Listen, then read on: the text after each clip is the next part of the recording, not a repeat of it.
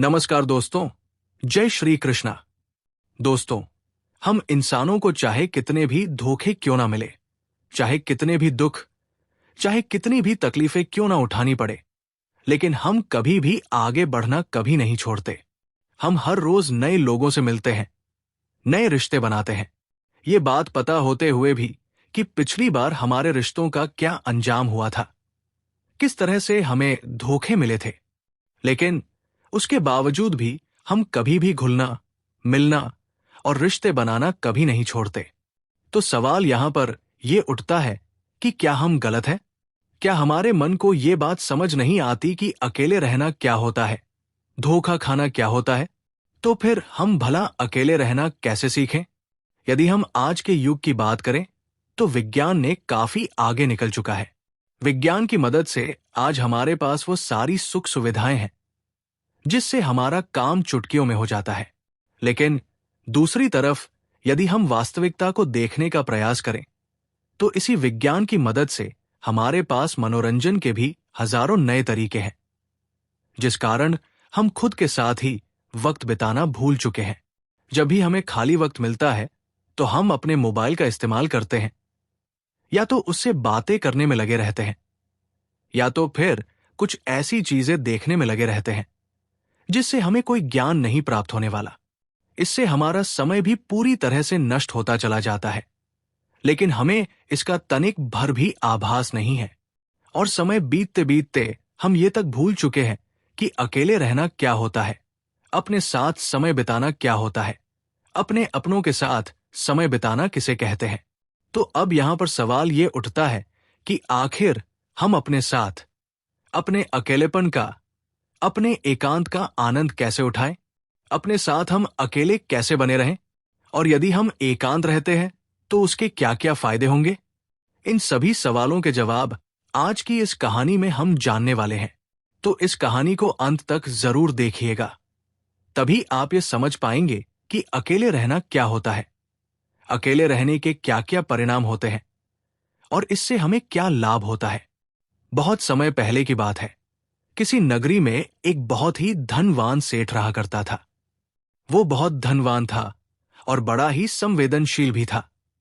उसके पास इतना धन था कि 7 पुश्ते बैठकर यदि उस धन को खत्म करने का प्रयास भी करें तब भी वो धन कभी समाप्त नहीं होता। उस व्यक्ति के पास वो सारी सुख सुविधाएं थी, लेकिन वो व्यक्ति बड़ा ही करुणावान था, दयावान था। वो कभी किसी व्यक्ति को छोटा नहीं समझता था, ना ही वो कभी किसी की मदद करने से पीछे हटता था। जब भी कोई व्यक्ति उससे मदद मांगता तो वो उसे कभी भी ना नहीं कहता। उसे जो भी मदद हो पाती वो अवश्य करता। ये बात धीरे धीरे पूरे गांव में फैल गई और सब अब उस सेठ का फायदा उठाने का प्रयास करने लगे। लोग उस सेठ के पास जानबूझकर अपने दुखी होने का दिखावा करते, नाटक किया करते, ताकि वो सेठ उन्हें कुछ धन दे दे। और वो सेठ इतना दयालु था, इतना करुणावान था कि वो लोगों की बातों पर यकीन कर लिया करता और उनकी कुछ ना कुछ मदद वो अवश्य किया करता। उस सेठ को हमेशा बस यही लगता था कि वो उन जरूरतमंदों की मदद कर रहा है, जिस कारण उसका मन बहुत शांत रहता और वो मन ही मन बड़ा प्रसन्न भी रहा करता था। धीरे धीरे ऐसे ही कई दिन बीत गए। उस धनी सेठ का एक मित्र था। उसे जब ये बात पता चली कि लोग उसके मित्र का फायदा उठा रहे हैं, उससे झूठ बोलकर धन ऐंठ रहे हैं, तो वो अपने मित्र के पास गया और उसने उस धनी सेठ को सारी बातें, वो सारी असलियत बता दी कि कैसे लोग उसका फायदा उठा रहे हैं, कैसे लोग उसका मजाक बना रहे हैं। जब उस धनी सेठ ने अपने मित्र के मुंह से ये सारी बातें सुनी तो उसे यकीन नहीं हुआ। उसने सोचा कि क्यों ना मैं ही इसकी जांच पड़ताल करूं। और उसने जब जांच पड़ताल की तो उसे भी यही पता चला कि लोग उसका फायदा उठा रहे हैं, उसका मजाक बना रहे हैं। और जब ये बात उस धनी सेठ को पता चली तो उसके दिल को गहरा धक्का लगा, उसे बहुत ठेस पहुंची। लेकिन इतने समय में अब उस धनी सेठ के कई मित्र बन चुके थे। उनमें से कई मित्र सच्चे थे तो कई झूठे। लेकिन उनमें से कौन से मित्र सही थे और कौन से गलत, ये उस धनी सेठ के लिए जान पाना बहुत मुश्किल हो गया था, क्योंकि वो अक्सर ही भीड़ भाड़ में घिरा रहता था। चारों तरफ उसके सच्चे और झूठे मित्र उसे घेरे रहते थे। लेकिन जब उसे इस धोखाधड़ी का पता चला, तो उसने ये तय किया कि अब से वो अकेला रहेगा, एकांत रहेगा। ना ही वो किसी से ज्यादा मित्रता रखेगा और ना ही किसी को अपना ज्यादा समय देगा। धीरे धीरे जो भी लोग अब उसके पास मदद मांगने आया करते, उन्हें हवेली के बाहर से ही लौटा दिया जाता, ये कहकर कि अब वो सेठ आपसे नहीं मिलना चाहते। धीरे धीरे ऐसे ही समय बीतता गया और जो भी उस हवेली पर उस धनी सेठ के पास मदद मांगने जाता, उसे खाली हाथ ही लौटना पड़ता।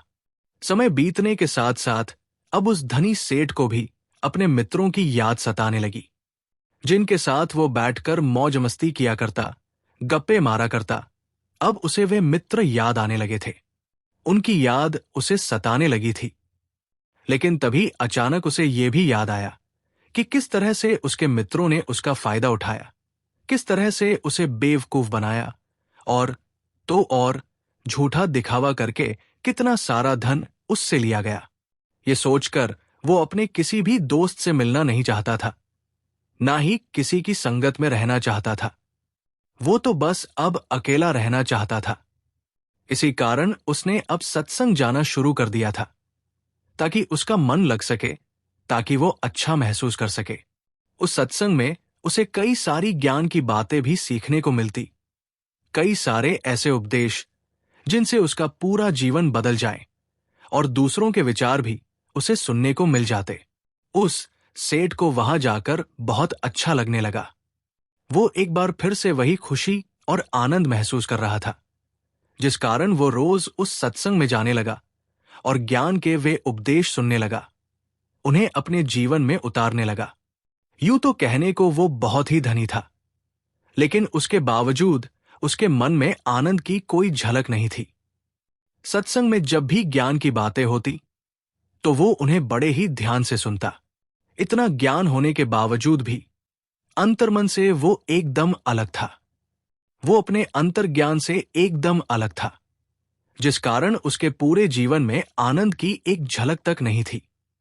वो जिस सत्संग में जाया करता, वहां पर अक्सर ही ध्यान पर चर्चा की जाती, लेकिन वो धनी सेठ अभी तक ध्यान के बारे में कुछ नहीं जानता था।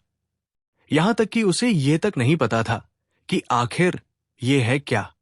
जिस प्रकार यदि आपके हाथों में मैं कोई फल रख दूं, जब तक आप उस फल को खाएंगे नहीं, चखेंगे नहीं, तब तक आपको ये नहीं पता चलेगा कि आखिर इस फल का स्वाद कैसा है, ये खाने में कैसा लगता है।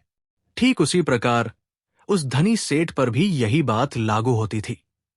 वैसे तो वो काफी धनी था और उसने अपने जीवन में बहुत कुछ हासिल भी किया था। वो काफी ज्ञानी भी था, लेकिन उसने अभी ध्यान का रस नहीं चखा था। एकांत रहना किसे कहते हैं, अकेलापन क्या होता है, इन सब के बारे में उसे कुछ भी पता नहीं था। एक दिन वो धनी सेठ उस सत्संग में गया हुआ था। तभी वहां पर एक बौद्ध भिक्षु आए। वो बौद्ध भिक्षु बड़े ही ज्ञानी थे। उनकी ख्याति चारों ओर फैली हुई थी। उनके ज्ञान के बारे में प्रदेशों में चर्चाएं हुआ करती थी। आज उस धनी सेठ को भी एक मौका मिल गया था कि वह अपने आप को और भी ज्यादा ज्ञानी बता सके। उसे लगने लगा कि यदि वह उन बौद्ध भिक्षु को आज तर्क वितर्क में हरा देगा, तो उसकी ख्याति दूर दूर तक फैल जाएगी। चारों ओर समाज में उसका नाम बढ़ जाएगा, उसकी इज्जत बढ़ जाएगी और लोग उसे अत्यधिक ज्ञानी समझने लगेंगे। ये सब सोचकर वो अत्यधिक प्रसन्न हो रहा था कि तभी वे बौद्ध भिक्षु बड़े ही शांत भाव से उसके पास से गुजरे और अपने आसन पर जाकर बैठ गए। सत्संग में तर्क वितर्क शुरू हुआ, लेकिन उस सेठ ने पहले से ही सोच रखा था कि वो किसी के भी उत्तरों को सही साबित नहीं होने देगा। इस कारण वो सभी के उत्तरों को काटकर अपना उत्तर सबसे ऊपर रखता। वो मन ही मन ये भी सोच रहा था कि जैसे ही ये बौद्ध भिक्षु तर्क वितर्क में हिस्सा लेंगे, मैं इन्हें ऐसा घुमाऊंगा कि ये कुछ भी नहीं कर सकेंगे। लेकिन दूसरी तरफ वे बौद्ध भिक्षु बड़ी शांति से ये सब देख रहे थे, सुन रहे थे और मुस्कुरा रहे थे। धीरे धीरे सत्संग खत्म हुआ, तर्क भी खत्म हो गया। अब उस सेठ से रहा नहीं गया। वो ये सोचने लगा कि आखिर इतने सवाल जवाब के बाद भी भिक्षु ने क्यों कुछ नहीं कहा। वो सेठ उन बौद्ध भिक्षु के पास गया और उनसे कहने लगा, हे गुरुवर, मैंने आपकी बहुत चर्चा सुनी है, मैंने आपके बारे में बहुत बातें सुनी हैं, लेकिन आपने यहां पर कुछ भी नहीं कहा। आप तो एकदम चुपचाप केवल बैठकर ये सब देखते चले गए। क्या आपको मेरी बातें समझ नहीं आ रही थी, या आपको ये लग रहा था कि आप मेरे सवाल जवाबों से हार जाएंगे? वो बौद्ध भिक्षु उस सेठ की बात पर मुस्कुराने लगे और उस सेठ से कहते हैं, भंते, तुम्हारे तर्क वितर्क से मुझे कोई विवाद नहीं। मैं तो बस अपने अकेलेपन का, अपने एकांत का आनंद ले रहा था, अपने ध्यान के रस में डूबा हुआ था। ऐसी बात नहीं कि मैं तुम लोगों की बातें नहीं सुन रहा था, मैं उसे पूरी तरह से जागृत होकर सुन रहा था, लेकिन मेरे मन को कोई भी प्रतिरोध नहीं था। यह सुनकर वो धनी सेठ उन बौद्ध भिक्षु से कहता है, आप क्या कहना चाहते हैं? तभी वे बौद्ध भिक्षु उस धनी सेठ से एक बार फिर मुस्कुराते हुए कहते हैं, भंते, मैं जानता हूं कि हर कोई ज्ञानी बनना चाहता है।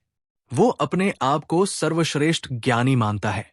इस कारण वो हर जगह से ज्ञान इकट्ठा करता है ताकि उसे ज्ञान के मामले में कोई भी पीछे न कर सके।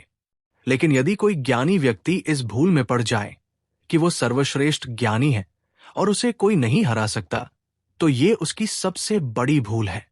क्योंकि सबसे बड़ा ज्ञान तो यही है कि अपने ज्ञान का प्रदर्शन नहीं करना चाहिए, अपने ज्ञान को गिरा देना चाहिए, अपने आप को ये याद दिलाना चाहिए कि मैं अज्ञानी हूं।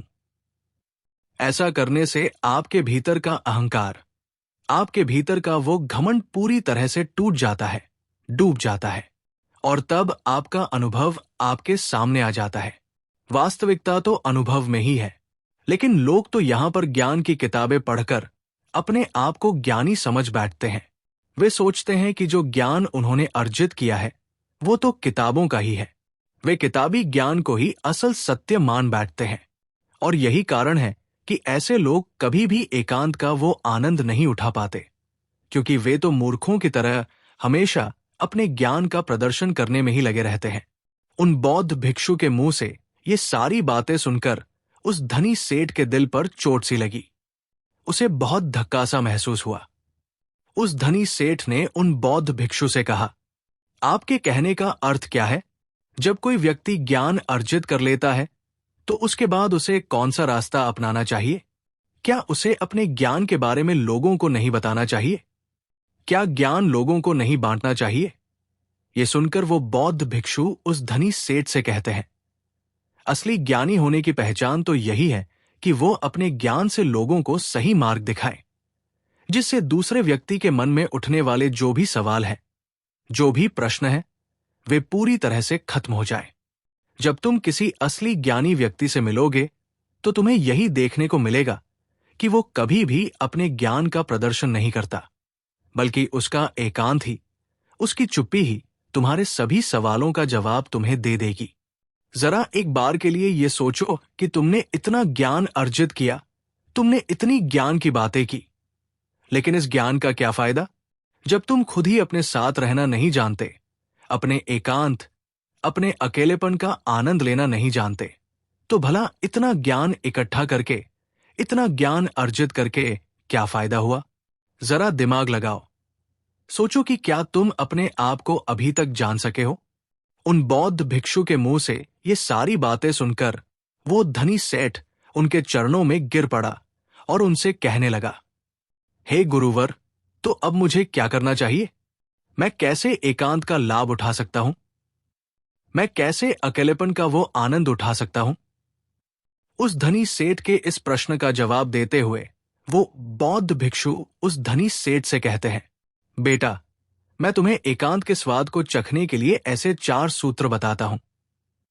यदि तुमने इन चारों सूत्रों को अपने जीवन में उतार लिया तो तुम अवश्य ही एकांत का रस चख सकोगे। तुम अपने अकेलेपन, अपने एकांत का अनुभव कर सकोगे, और एक बार तुमने अपने अकेलेपन, अपने एकांत का अनुभव कर लिया तो तुम्हारा मन हमेशा प्रसन्न रहेगा, खुश रहेगा। तुम्हें किसी भी चीज, किसी भी मनोरंजन की कोई आवश्यकता नहीं पड़ेगी। तुम्हें किसी ऐसे व्यक्ति की भी आवश्यकता नहीं पड़ेगी जिसके साथ तुम अपना समय बिताओ। और आनंद का ये रस परमानंद बन जाएगा। ये हमेशा तुम्हारे साथ ही रहेगा, तुम्हारे भीतर रहेगा, और ये हमेशा तुम्हारे साथ चलता रहेगा।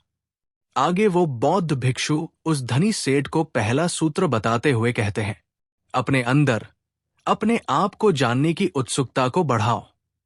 तुम्हें यह जानना होगा कि तुम्हें खुद को जानना क्यों जरूरी है। हमने हमेशा ही एक सवाल जरूर सुना होगा कि खुद को जानना बहुत जरूरी है, लेकिन खुद को जानने के लिए हमें क्या करना चाहिए? तो ये सवाल ही तुम्हारा जवाब है। जब तुम अपने मन में ये बैठा लेते हो कि हमें खुद को जानना है, खुद को पहचानना है, तो यही सवाल तुम्हें तुम्हारे जवाब तक ले जाता है। तुम अपने आप के बारे में जानने के लिए प्रेरित होते हो। लेकिन वहीं पर यदि तुम ये सोचते हो कि खुद को जानना क्यों जरूरी है, तो तुम कभी भी खुद को जानने का प्रयास ही नहीं करोगे। तो सबसे पहले ये जानते हैं कि खुद को जानना क्यों जरूरी है। हमें अपने आप को जानना इसलिए जरूरी है क्योंकि हम अपने आप को जानते ही नहीं। जैसे कि यदि कोई व्यक्ति तुम्हें कुछ भला बुरा कह रहा है जिससे तुम्हें क्रोध आ जाता है, और तुम क्रोध के आवेश में आकर उस व्यक्ति से कुछ अपशब्द कह देते हो, लेकिन बाद में तुम्हें अपने इसी कहे पर पछतावा होता है, दुख होता है। तुम ये सोचने लगते हो कि मुझे ऐसा नहीं कहना चाहिए था, मुझे उससे कुछ अलग तरह का व्यवहार करना चाहिए था। तो यहां पर समझने वाली बात यही है कि तुम करना कुछ चाहते थे, लेकिन हुआ कुछ और। जैसे कि तुम किसी को अपशब्द नहीं कहना चाहते थे, लेकिन अपशब्द तो दूर, तुमने तो उसे जमकर एक चांटा तक मार दिया। हालांकि तुम ये करना नहीं चाहते थे, लेकिन तुमसे ये हो जरूर गया। अब ये करवाने वाला कौन है? ऐसे और कई सवाल तुम्हारे मन में उठने लगते हैं। तो तुम्हारे अंदर इसे जानने के लिए भी एक उत्सुकता जाग उठती है कि तुम्हें खुद को जानना क्यों जरूरी है। यदि तुम खुद को जानते हो तो तुम कभी भी ऐसा व्यवहार नहीं करोगे, बल्कि तुम उस व्यक्ति के अपशब्द पर खुद को देखोगे, समझोगे, परखोगे और उसके बाद ही कोई प्रतिक्रिया दोगे, जिससे बाद में तुम्हें किसी तरह का कोई पछतावा नहीं होगा और तुम्हारा मन भी पूरी तरह से शांत रहेगा। आगे वो बौद्ध भिक्षु उस धनी सेठ को अगला सूत्र बताते हुए कहते हैं, आजकल के जीवन में हमारा मन अनेकों प्रकार की सुख सुविधाओं से, अनेकों प्रकार के मनोरंजन से घिरा रहता है। तो क्या ये सही है? दोस्तों, आपने देखा होगा कि जब आप अपने मोबाइल का इस्तेमाल कर रहे होते हैं, थोड़े समय के लिए तो ठीक है, लेकिन जब आप इसे लंबे समय तक इस्तेमाल करते हैं, अपना मनोरंजन करते हैं, उसमें घिरे रहते हैं, तो क्या यह सही है? दोस्तों, तब आप अपने ही फोन से ऊब जाते हैं और फिर हमारा मन किसी और चीज में भी नहीं लगता। जिस मनोरंजन से हमारा मन खुश होना चाहिए था, हम उसी से ऊब जाते हैं, परेशान हो जाते हैं, चिंतित हो जाते हैं। इस विज्ञान ने हमें बहुत कुछ दिया है, लेकिन वहीं पर दूसरी तरफ हमें कुछ ऐसे साधन भी दे दिए हैं जिससे हम कभी भी एकांत नहीं रहना चाहते। हम हमेशा मनोरंजन में डूबे रहना चाहते हैं, लेकिन इससे हमारा एकांत छीन गया है। और इसका सबसे बड़ा उदाहरण आपके हाथों में है, अर्थात आपका ये फोन। आपने देखा होगा कि यदि आप कहीं जा रहे हो और आपका मोबाइल यदि घर पर छूट गया हो, तो आप तुरंत दौड़े दौड़े उसे लेने के लिए वापस घर लौट आते हैं, क्योंकि आप इसके बिना रह नहीं सकते, क्योंकि आप इसके बिना अपने आप को अधूरा मानते हैं। यदि आप इस चीज को और अच्छे से समझना चाहते हैं, तो मैं आपको एक प्रयोग बताता हूं। एक दिन के लिए आप अपना फोन बंद करके किसी ऐसी तिजोरी में रख दें जहां पर आप इसे चाहकर भी छू न पाए। इसी तरह से आपको पूरा अपना एक दिन बिताना है। यकीन मानिए कि आपको ये एक दिन बिताना बहुत महंगा पड़ेगा, बहुत भारी लगेगा, क्योंकि जिस मोबाइल के जरिए आप अपना पूरा समय, पूरा दिन काट लेते हैं, जब वही आपके हाथों में नहीं होगा, तब आपको अपना एक एक मिनट काटना बहुत मुश्किल लगेगा। लेकिन वास्तविकता तो यही है कि हमने अपने एकांत की बागडोर इन्हीं आविष्कारों के हाथों में दे दी है, जिस कारण हम कभी भी एकांत नहीं ढूंढ पाते, अपने लिए एकांत का वो रस नहीं चख पाते। आगे वो बौद्ध भिक्षु उस धनी सेठ को तीसरा सूत्र बताते हुए कहते हैं कि अपने आप को खाली रखो, क्योंकि आजकल लोग भागदौड़ में इतना व्यस्त रहते हैं कि उनके पास अपने लिए तनिक भर का भी समय नहीं है। और जो थोड़ा मोड़ा समय हमें अपने लिए मिलता है वो भी हम मनोरंजन में लगा देते हैं, जिस कारण हमें अपने आप को जानना बहुत मुश्किल सा लगने लगता है। जब भी कोई थोड़ी सी भी विपत्ति हमारे ऊपर आती है तो हम चिंतित हो जाते हैं, परेशान हो जाते हैं, क्योंकि हमें अपने बारे में कुछ पता ही नहीं। लेकिन जब आप एकांत रहना सीखते हैं, अपने साथ अपना समय व्यतीत करना शुरू करते हैं, तभी आपको अपने अंदर की वो शक्तियां, वो ताकत, वो काबिलियत समझ में आने लगती है और आप हर तकलीफ का सामना करने के लिए भी पूरी तरह से तैयार होते हैं। इसलिए खाली रहने की आदत डालिए। ये आपके लिए, आपके भविष्य के लिए बहुत जरूरी है। आगे वो बौद्ध भिक्षु उस धनी सेठ को चौथा सूत्र बताते हुए कहते हैं कि इस संसार में रहकर अपने एकांत में स्थिर रहना सीखना होगा।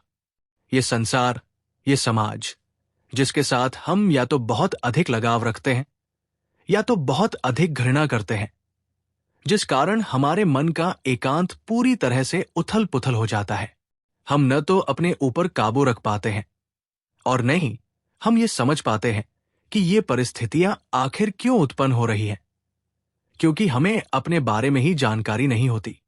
और यदि आप अपने बारे में जान लेते हैं, अर्थात एकांत में रहते हैं, तो आप ये भी समझ पाते हैं कि न तो आपका कोई मित्र है और न ही आपका कोई शत्रु। आप इस संसार में हर एक प्राणी को एक समान ही देखते हैं। जब आप ध्यान करते हैं, एकांत में रहते हैं, तब आप इतने काबिल तो हो जाते हैं कि आप इस संसार में रहकर भी इस संसार से अलग रह सकते हैं, अपने जीवन का निर्वाह भी कर सकते हैं, अपनी जिम्मेदारियां भी निभा सकते हैं। लेकिन आपके मन में एकांत स्थिर भाव में यूं ही बना रहेगा। लेकिन यहां तक आपको पहुंचने के लिए पहले आपको खुद के बारे में जानना जरूरी है। अपने मनोरंजनों से दूर अपने चित्त को आपको दूसरी दिशा में ले जाना होगा। खुद के साथ वक्त बिताना होगा, खुद को जानना होगा, पहचानना होगा, जहां पर आपके मन का मनोरंजन ध्यान के द्वारा होगा। और ऐसा करने से आपको कभी भी कोई भी तकलीफ नहीं पहुंचा पाएगा, नहीं आपको कभी कोई धोखा दे पाएगा, क्योंकि आपने तो ध्यान से ये जान लिया होगा कि न तो आपका कोई मित्र है, नहीं कोई आपका शत्रु, नहीं आपके कोई बहुत करीब है और नहीं कोई आपसे बहुत दूर। ये सारी बातें सुनकर वो सेठ उन बौद्ध भिक्षु के चरणों में गिर पड़ा और उन्हें प्रणाम करके वो वापस अपने घर की ओर लौट गया।